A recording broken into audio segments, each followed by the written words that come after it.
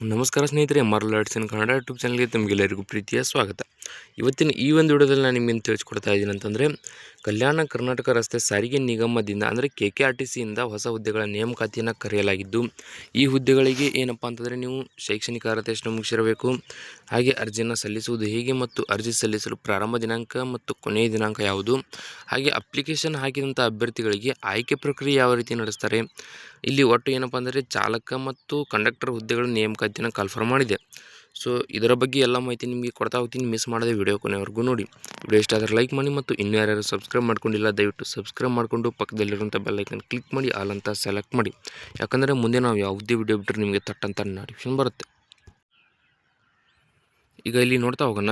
ಉಚಿತ ಪತ್ರಿಕಾ ಪ್ರಕಟಣೆಗಾಗಿ ನೋಡಿ, ಬೀದರ್ ಜಿಲ್ಲಾ ಕಾರ್ಮಿಕ ಸೇವೆಗಳ ವಿವಿಧೋದ್ದೇಶ ಸಹಕಾರ ಸಂಘ ನಿಯಮಿತ ಹಾಗೂ ಜಿಲ್ಲಾಧಿಕಾರಿಗಳ ಕಚೇರಿ ಬೀದರ್ ಇವರ ಮೂಲಕ ಹೊರಗುತ್ತಿಗೆ ಮೇಲೆ ಕಲ್ಯಾಣ ಕರ್ನಾಟಕ ರಸ್ತೆ ಸಾರಿಗೆ ನಿಗಮ ಅಂದರೆ KKRTC ಬೀದರ್ ವಿಭಾಗದ ವ್ಯಾಪ್ತಿ ಬೀದರ್ 1, ಬೀದರ್ 2 ಬಾಲ್ಕಿ, ಹಾಗೆಯೇ ಔರಾದ್, ಬಸವ ಕಲ್ಯಾಣ ಮತ್ತು ಹನುಮಾನಾಬಾದ್ ಘಟಕಗಳ ಬಸ್ ಚಾಲನೆಗಾಗಿ ಇಲ್ಲಿ 78 ಜನ ಚಾಲಕರು ಬೇಕಾಗಿರುವುದರಿಂದ ವಾಕಿನ್ ಇಂಟರ್ವ್ಯೂ ಅನ್ನು ಏರ್ಪಡಿಸಲಾಗಿದೆ. ಸೊ ಇಲ್ಲಿ ಏನಪ್ಪ ಅಂತಂದರೆ ಬೀದರ್ KKRTC ವಿಭಾಗದ ವ್ಯಾಪ್ತಿಯಲ್ಲಿ ಬರುವಂಥ ಬೀದರ್ 1 ಆಗಿರ್ಬೋದು, ಬೀದರ್ 2 ಬಾಲ್ಕಿ, ಹಾಗೆ ಔರಾದ್, ಬಸವ ಕಲ್ಯಾಣ ಮತ್ತು ಹನುಮಾನಾಬಾದ್ ಘಟಕಗಳಲ್ಲಿ ಬಸ್ಗಳನ್ನು ಚಾಲನೆ ಮಾಡಲಿಕ್ಕೆ ಅಂತ ಏನಪ್ಪ ಅಂತಂದರೆ ಇಲ್ಲಿ ಒಟ್ಟು 78 ಜನ ಚಾಲಕರ ನೇಮಕಾತಿಯನ್ನು ವಾಕಿನ್ ಇಂಟರ್ವ್ಯೂ ಮೂಲಕ ಕಾಲ್ಫರ್ ಮಾಡಲಾಗಿದೆ. ಸೊ ಇಲ್ಲಿ ಯಾವುದೇ ರೀತಿ ಎಕ್ಸಾಮ್ ಇರುವುದಿಲ್ಲ. ಈಗ ನೋಡ್ತಾ ಹೋಗೋಣ. ನೋಡಿ, ಕಾರಣ ದಿನಾಂಕ 3/2/2026ರಿಂದ 4/2/2026ರವರೆಗೆ ಚಾಲಕ ಹುದ್ದೆಗೆ ಅಂದರೆ ಕಲ್ಯಾಣ ಕರ್ನಾಟಕ ರಸ್ತೆ ಸಾರಿಗೆ ನಿಗಮದ ಹಳೆ ಬಸ್ ನಿಲ್ದಾಣದ ಬೀದರ್ ವಿಭಾಗೀಯ ಕಚೇರಿಯ ಕಚೇರಿ ಸಮಯದಲ್ಲಿ ನೇರ ಸಂದರ್ಶನ ನಡೆಸಲಾಗುತ್ತಿದೆ. ಈಗ ನೋಡಿ, ಇದು ಏನು 78 ಜನ ಚಾಲಕರನ್ನು ಬೇಕಾಗಿರುವುದರಿಂದ ಇಲ್ಲಿ ವಾಕಿನ್ ಇಂಟರ್ವ್ಯೂನ ಇಟ್ಕೊಂಡಿದ್ದಾರೆ.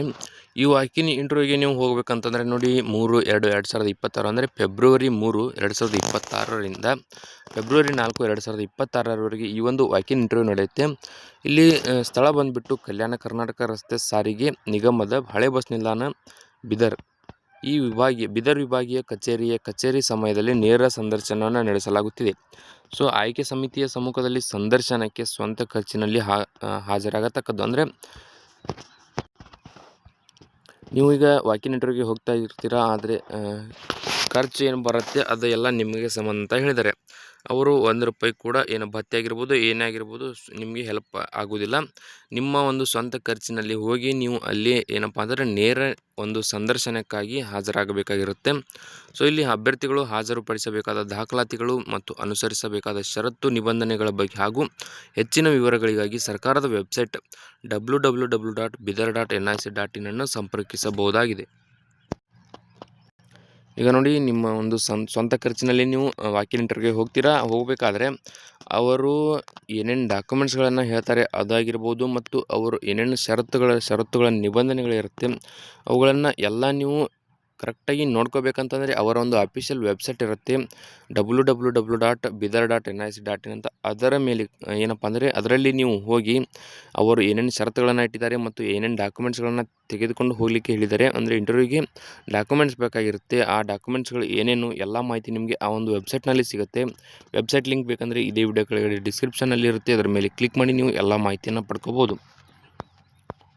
ಸೊ ಇಲ್ಲಿ ಹಾಜರುಪಡಿಸಬೇಕಾದ ಮೂಲ ದಾಖಲಾತಿಗಳನ್ನು ಕೊಟ್ಟಿದ್ದಾರೆ, ನೋಡ್ತಾ ಹೋಗಿ. ಮೊದಲಿಗೆ ಚಾಲಕ ಹುದ್ದೆಗೆ ಏನೇನು ಡಾಕ್ಯುಮೆಂಟ್ಸ್ ಬೇಕು ನೋಡಿ. ಮೊದಲನೇದಾಗಿ SSLC ಮೂಲ ಅಂಕಪಟ್ಟಿ, ಎರಡನೇದಾಗಿ HTV ಲೈಸೆನ್ಸ್ ಬೇಕಾಗುತ್ತೆ, ಹಾಗೆ ಮೂರನೇದಾಗಿ ಕಲ್ಯಾಣ ಕರ್ನಾಟಕ ರಸ್ತೆ ಸಾರಿಗೆ ನಿಗಮದಲ್ಲಿ ಅಥವಾ ಸಹೋದರ ಸಂಸ್ಥೆಗಳಾದ ಕರ್ನಾಟಕ ರಾಜ್ಯ ರಸ್ತೆ ಸಾರಿಗೆ ನಿಗಮ ಮತ್ತು ಇಲ್ಲಪ್ಪ ಅಂತಂದರೆ ಬೆಂಗಳೂರು ಸಾರಿಗೆ ಸಂಸ್ಥೆ ಏನಿರುತ್ತೆ ಅಲ್ಲಿ ಆಗಿರ್ಬೋದು, ಇಲ್ಲಪ್ಪ ಅಂದರೆ ವಾಯುವ್ಯ ಕರ್ನಾಟಕ ರಸ್ತೆ ಸಾರಿಗೆ ಸಂಸ್ಥೆಗಳಲ್ಲಿ ಗಣಕೀಕೃತ ಚಾಲನಾ ಪಥದ ಟ್ರ್ಯಾಕ್ ಟೆಸ್ಟ್ನಲ್ಲಿ ಭಾಗವಹಿಸಿ ಉತ್ತೀರ್ಣರಾದ ಕುರಿತು ಅಂಕಪಟ್ಟಿ ಹಾಗೂ ದಾಖಲಾತಿ ಪರಿಶೀಲನಾ ವರದಿ ಕೂಡ ಇಲ್ಲಿ ಬೇಕಾಗುತ್ತೆ. ಹಾಗೆ ಆಧಾರ್ ಕಾರ್ಡ್ ಕಡ್ಡಾಯವಾಗಿ ಬೇಕೇ ಬೇಕು ಮತ್ತು ಜಾತಿ ಪ್ರಮಾಣ ಪತ್ರ, ಹಾಗೆ ಇತ್ತೀಚಿನ ಪಾಸ್ಪೋರ್ಟ್ ಅಳತೆಯ 4 ಭಾವಚಿತ್ರಗಳನ್ನು ಕೇಳ್ತಾರೆ. ಹಾಗೆ ಅಭ್ಯರ್ಥಿಯ ವಯಸ್ಸು ಬಂದುಬಿಟ್ಟು 4/2/2026 ಪ್ರಕಾರ ಕನಿಷ್ಠ 24 ವರ್ಷ ತುಂಬಿರಬೇಕು ಮತ್ತು ಈ ಕೆಳಗಿನಂತೆ ಗರಿಷ್ಠ ವಯೋಮಿತಿಯನ್ನು ಮೀರಿರಬಾರದು. ಈಗ ಇಲ್ಲಿ ಏನಪ್ಪ ಅಂದರೆ ಕನಿಷ್ಠ 24 ವರ್ಷ ಎಲ್ಲ ಕ್ಯಾಟಗರಿಯವರಿಗೆ ಬರುತ್ತೆ. ಗರಿಷ್ಠವನ್ನು ನೋಡ್ತಾ ಹೋದರೆ ಇಲ್ಲಿ ಕ್ಯಾಟಗರಿ ವೈಸ್ ಬೇರೆ ಬೇರೆ ಇದೆ, ಕರೆಕ್ಟಾಗಿ ನೋಡ್ಕೊಳ್ಳಿ. ಸಾಮಾನ್ಯ ವರ್ಗದ ಅಭ್ಯರ್ಥಿಗಳಿಗೆ 24ರಿಂದ 35 ವರ್ಷ, ಹಾಗೆ ಪ್ರವರ್ಗ 2A 2B 3A 3B ಅಭ್ಯರ್ಥಿಗಳಿಗೆ 24ರಿಂದ 38 ವರ್ಷ, ಹಾಗೆ ಪರಿಶಿಷ್ಟ ಜಾತಿ ಪರಿಶಿಷ್ಟ ಪಂಗಡ ಅಭ್ಯರ್ಥಿಗಳಿಗೆ ಹಾಗೂ ಪ್ರವರ್ಗ 1 ಅಭ್ಯರ್ಥಿಗಳಿಗೆ 24ರಿಂದ 40 ವರ್ಷದ ಒಳಗೆ ಇರತಕ್ಕಂಥ ಅಭ್ಯರ್ಥಿಗಳು ಈ ಹುದ್ದೆಗಳಿಗೆ ಅರ್ಜಿಯನ್ನು ಸಲ್ಲಿಸಬಹುದು. ಸೊ ಇಲ್ಲಿ ಪ್ರವರ್ಗವಾರು ಭರ್ತಿ ಮಾಡಿಕೊಳ್ಳುವ ವಿವರ ಈ ಕೆಳಕಂಡಂತಿದೆ. ಅಂದರೆ ಇಲ್ಲಿ ಯಾವ ಕ್ಯಾಟಗರಿಯವರಿಗೆ ಎಷ್ಟು ಹುದ್ದೆಗಳನ್ನು ಕಾಲ್ಫರ್ ಮಾಡಿದ್ದಾರೆ ಅಂತ ನೋಡ್ತಾ ಹೋಗೋಣ. ಇಲ್ಲಿ ಚಾಲಕ ಹುದ್ದೆ 56, ಪರಿಶಿಷ್ಟ ಜಾತಿ ಅಭ್ಯರ್ಥಿಗಳಿಗೆ 9 ಹುದ್ದೆ, ಪರಿಶಿಷ್ಟ ಪಂಗಡ ಅಭ್ಯರ್ಥಿಗಳಿಗೆ 4 ಹುದ್ದೆ, ಪ್ರವರ್ಗ ಅಭ್ಯರ್ಥಿಗಳಿಗೆ 3, 2A ಅಭ್ಯರ್ಥಿಗಳಿಗೆ 8, 2B ಅಭ್ಯರ್ಥಿಗಳಿಗೆ 2 ಹುದ್ದೆ, 3A ಅಭ್ಯರ್ಥಿಗಳಿಗೆ 2 ಹುದ್ದೆ, 3B ಅಭ್ಯರ್ಥಿಗಳಿಗೆ 3 ಹುದ್ದೆ. ಇಲ್ಲಿ ಒಟ್ಟು ಏನಪ್ಪ ಅಂತಂದರೆ 56 ಹುದ್ದೆಗಳನ್ನು ಕಾಲ್ಫರ್ ಮಾಡಲಾಗಿದೆ. ಇದು ಏನಪ್ಪ ಅಂತಂದರೆ ರೆಗ್ಯುಲರ್ 56 ಪೋಸ್ಟ್ಗಳು. ಇಲ್ಲಿ ಬ್ಯಾಕ್ಲಾಗ್ 22 ಹುದ್ದೆಗಳು ಖಾಲಿವೆ. ನೋಡ್ತಾ ಹೋಗೋಣ. ಪರಿಶಿಷ್ಟ ಜಾತಿ ಪರಿಶಿಷ್ಟ ಪಂಗಡ ಹಾಗೂ 2B 3B ಈ ಅಭ್ಯರ್ಥಿಗಳಿಗೆ ಯಾವುದೇ ರೀತಿ ಏನಪ್ಪ ಅಂದರೆ ಹುದ್ದೆಗಳನ್ನು ಕಾಲ್ಫರ್ ಮಾಡಿಲ್ಲ.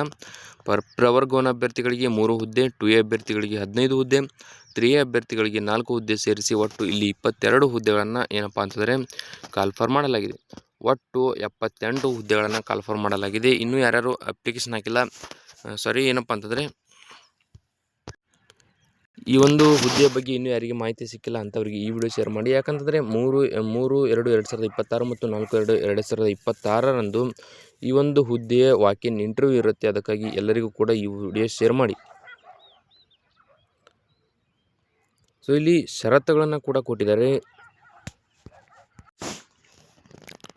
ಇಲ್ಲಿ ಏನೇನು ಷರತ್ತು ನಿಬಂಧನೆಗಳನ್ನು ಕೊಟ್ಟಿದ್ದಾರೆ ಅದನ್ನು ನೋಡ್ತಾ ಹೋಗೋಣ. ನೋಡಿ, ಮೊದಲನೇದಾಗಿ ಬಿದರ್ ವಿಭಾಗದ ಬಿದರ್ 1, ಬಿದರ್ 2, ಬಾಲ್ಕಿ, ಬಸವ ಕಲ್ಯಾಣ, ಔರಾದ್ ಮತ್ತು ಹನುಮಾನಾಬಾದ್ ಘಟಕಗಳ ಪೈಕಿ ಯಾವುದೇ ಘಟಕದಲ್ಲಿ ಕರ್ತವ್ಯ ನಿರ್ವಹಿಸಲು ಸಿದ್ಧರಿರಬೇಕು. ಅಂದರೆ ಮೇಲೆ ನೋಟಿಫಿಕೇಷನಲ್ಲಿ ಈ ಒಂದಿಷ್ಟು ಪ್ಲೇಸ್ಗಳನ್ನು ಮಾತ್ರ ಕೊಟ್ಟಿದ್ದರು. ಆದರೆ ಇಲ್ಲಿ ಷರತ್ತುಗಳಲ್ಲಿ ಏನು ಕೊಟ್ಟಿದ್ದಾರೆ ಅಂತಂದರೆ ಆ ಪ್ಲೇಸ್ಗಳನ್ನು ಬಿಟ್ಟು ಬೇರೆ ಪ್ಲೇಸ್ಗಳಿಗೆ ನಿಮ್ಮನ್ನು ಏನಪ್ಪ ಅಂದರೆ ಡ್ರೈವಿಂಗ್ ಮಾಡಲು ಹಾಕಿದರೆ ನೀವು ಅದನ್ನು ಕರ್ತವ್ಯ ನಿರ್ವಹಿಸಲು ಸಿದ್ಧರಿರಬೇಕು ಅಂತ ಹೇಳಿದ್ದಾರೆ. ಸೊ ಎರಡನೇದಾಗಿ ಚಾಲಕ ಹುದ್ದೆಗೆ ಮಾಸಿಕ ವೇತನವು ಚಾಲ್ತಿ ಸಾಲಿನಲ್ಲಿರುವ ಕನಿಷ್ಠ ವೇತನ ಪ್ರಕಾರ ಪಾವತಿಸಲಾಗುವುದು. ಕರ್ತವ್ಯಕ್ಕೆ ಗೈರು ಹಾಜರಾದಲ್ಲಿ ತತ್ಸಮಾನವಾಗಿ ವೇತನವನ್ನು ಕಡಿತಗೊಳಿಸಲಾಗುವುದು ಅಂತ ಕೊಟ್ಟಿದ್ದಾರೆ. ಅಂದರೆ ನೀವು ಯಾವ ದಿನದಂದು ಕೆಲಸವನ್ನು ಬಿಟ್ಟಿರ್ತೀರ ಆ ದಿನದ ಒಂದು ಏನಪ್ಪ ಅಂತಾರೆ ನಿಮ್ಮ ಒಂದು ಪೇಮೆಂಟ್ ಕಟ್ಟಾಗಿರುತ್ತೆ. ಸೊ ಇಲ್ಲಿ ಮೂರನೇದಾಗಿ ಚಾಲಕ ಹುದ್ದೆಗಾಗಿ ಗಣಕೀಕೃತ ಚಾಲನಾ ಪಥದ ಟ್ರೇಡ್ನಲ್ಲಿ ಟೆಸ್ಟ್ನಲ್ಲಿ ಉತ್ತೀರ್ಣರಾದ ಅಭ್ಯರ್ಥಿಗಳಿಗೆ ಮಾತ್ರ ಪರಿಗಣಿಸಲಾಗುವುದು. ಅಂದರೆ ನೋಡಿ, ಈಗ ನೀವು KSRTC ಆಗಿರ್ಬೋದು, ಏನಾದರೂ ನೀವು ಅಪ್ಲಿಕೇಶನ್ ಆಯ್ಕೆ ಆದ ನಂತರ ಅಲ್ಲಿ ನಿಮಗೆ ಟೆಸ್ಟನ್ನು ಇಟ್ಟಿರ್ತಾರೆ. ಅಂದರೆ ಗಾಡಿಯನ್ನು ಓಡಿಸಲಿಕ್ಕೆ, ಅಂದರೆ ನಿಮಗೆ ಒಂದು ಬಸ್ಸನ್ನು ಓಡಿಸಲಿಕ್ಕೆ ಅಂದರೆ ಒಂದು ಟ್ರ್ಯಾಕನ್ನು ಕೊಟ್ಟಿರ್ತಾರೆ. ಆ ಟ್ರ್ಯಾಕ್ ಯಾವ ರೀತಿ ಇರುತ್ತೋ ಅದೇ ಟ್ರ್ಯಾಕ್ ಮೂಲಕ ನೀವು ಬಸ್ಸನ್ನು ಓಡಿಸ್ಬೇಕಂತ ಹೇಳಿ ಒಂದು ಟೆಸ್ಟನ್ನು ಇಟ್ಟಿರ್ತಾರೆ. ಆ ಟೆಸ್ಟ್ನಲ್ಲಿ ಯಾರ್ಯಾರು ಪಾಸ್ ಆಗಿರ್ತಾರೋ ಅಂಥವ್ರನ್ನ ಮಾತ್ರ ಪರಿಗಣಿಸಲಾಗುವುದು ಅಂತ ಕೊಟ್ಟಿದ್ದಾರೆ. ಸೊ ನಾಲ್ಕನೇದಾಗಿ ಸದರಿ ಹೊರಗುತ್ತಿಗೆ ನಿಯೋಜನೆಯು ಗರಿಷ್ಠ 11 ತಿಂಗಳ ಅವಧಿಗೆ ಮಾತ್ರ ಇರುತ್ತೆ.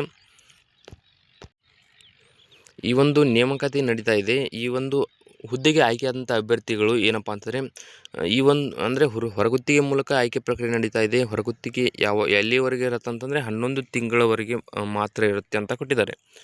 ಸೊ ಐದನೇದಾಗಿ ನಿಗಮದ ಅವಶ್ಯಕತೆಗೆ ಅನುಗುಣವಾಗಿ ಯಾವುದೇ ಸಮಯದಲ್ಲಿ ಸದರಿ ಹೊರಗುತ್ತಿಗೆ ಆದೇಶ ರದ್ದುಪಡಿಸಬಹುದಾಗಿರುತ್ತೆ. ಈಗ ನೋಡಿ 11 ತಿಂಗಳು ಅಂತ ಕೊಟ್ಟಿದ್ದಾರೆ. ಈ ಒಂದು ಆದೇಶವನ್ನು ಯಾವಾಗ ಬೇಕಾದರೂ ಏನಪ್ಪ ಅಂದರೆ ರದ್ದು ಮಾಡಬಹುದು ಅಂತ ಕೊಟ್ಟಿದ್ದಾರೆ. ಸೊ ಐದನೇದಾಗಿ ಯಾವುದೇ ವಿಷಯದ ಕುರಿತು ಗೊಂದಲ ಉಂಟಾದಲ್ಲಿ ನಿಗಮದ ನಿರ್ಣಯವೇ ಅಂತಿಮವಾಗಿರುತ್ತದೆ. ಸೊ ಇಲ್ಲೊಂದು ಏನಪ್ಪ ಅಂತಂದರೆ ನಿಮಗೆ ಯಾವುದೇ ವಿಷಯದ ಕುರಿತು ಗೊಂದಲ ಇದ್ದರೆ ಅದಕ್ಕೆ ನಿಗಮದ ನಿರ್ಣಯ ಏನಿರುತ್ತಲ್ಲ ಅದೇ ಅಂತಿಮವಾಗಿರುತ್ತೆ ಅಂತ ಕೊಟ್ಟಿದ್ದಾರೆ.